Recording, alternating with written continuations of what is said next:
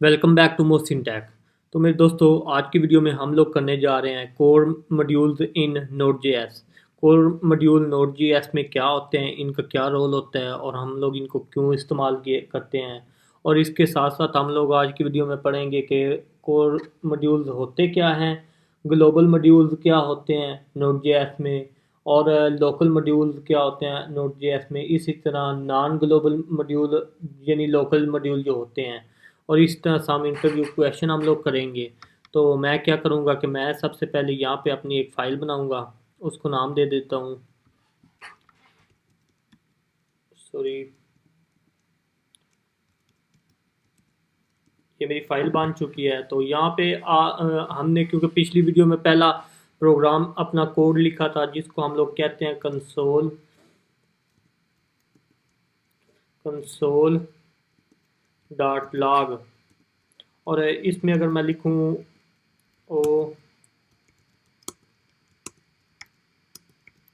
कुछ भी टेक्स्ट अगर आप लिख देते हैं इसमें तो आपको क्या होगा।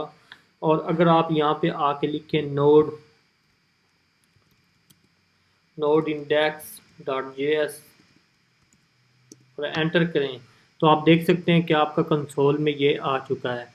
तो अब मैं आपको डिफरेंस बताऊंगा कि कोर मॉड्यूल्स क्या होते हैं और लोकल मॉड्यूल यानी नॉन ग्लोबल मॉड्यूल्स क्या होते हैं और ग्लोबल मॉड्यूल्स क्या होते हैं। सॉरी, मैं आपको बता दूं कि ग्लोबल मॉड्यूल्स क्या होते हैं और नॉन ग्लोबल मॉड्यूल्स क्या होते हैं। जैसा कि आप जानते हैं कि हमारा कंसोल लॉग जो है ये एरर हैंडल करने के लिए, एरर वगैरह हैंडल करने के लिए इस्तेमाल किया जाता है। तो इसके लिए हम लोग इसको एज ए ग्लोबल इस्तेमाल करते हैं, हमें कोई चीज़ इंपोर्ट या कोई चीज़ रिक्वायर नहीं करनी पड़ती इसमें। तो ये हमारा एक किस्म का, इसको हम अगर डायरेक्ट लिख दें तो हम लोग अपना एरर हैंडल कर सकते हैं। तो इसको हम लोग एज ए इस्तेमाल करते हैं ग्लोबल लेवल के लिए, यानी ये ग्लोबल मॉड्यूल है हमारा। और इसके बाद हम लोग चंद पढ़ेंगे कि हमारे पास जो कोर नॉन ग्लोबल मॉड्यूल होते हैं वो कौन कौन से होते हैं हमारे पास।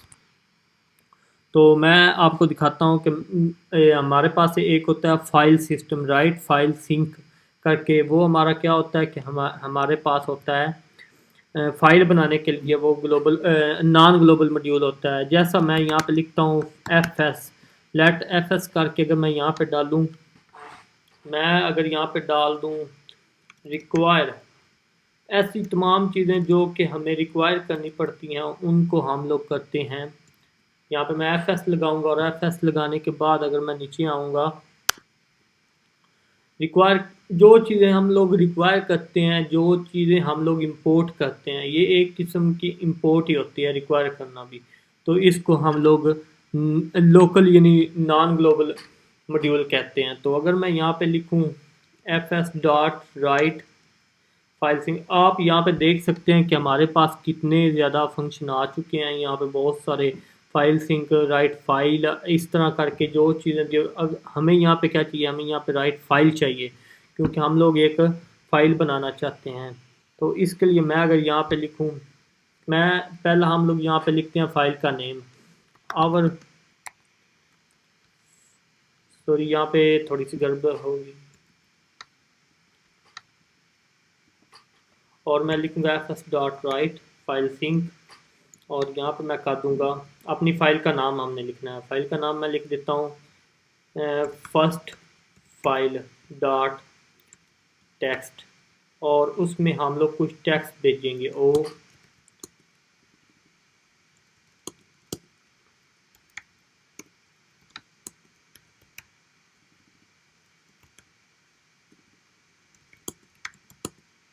तो अगर मैं इसको सेव करूँ और हम लोग इस पे जाके एंटर कर दें,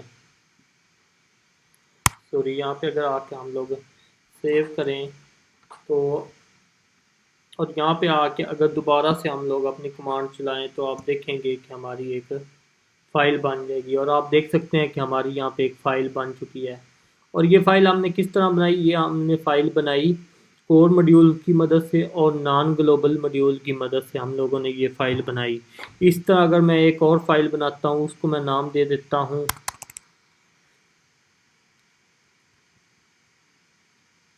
और इस फाइल को मैं नाम देता हूँ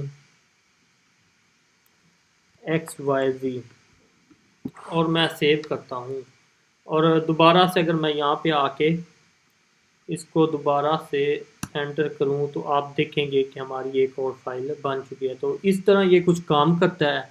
तो आई होप कि आपको इसकी समझ आ गई होगी। इसके बाद हम लोग एक और अपना नॉन ग्लोबल ये नॉन ग्लोबली होता है जिसमें हम लोग इंफॉर्मेशन गेट करते हैं इस तरह करके। तो इसको मैं क्या करूँगा कि मैं इसको मिट आउट करूँगा। मिट आउट करने के बाद मैं अगर यहाँ पे आगे आऊँ और मैं लिखूँ,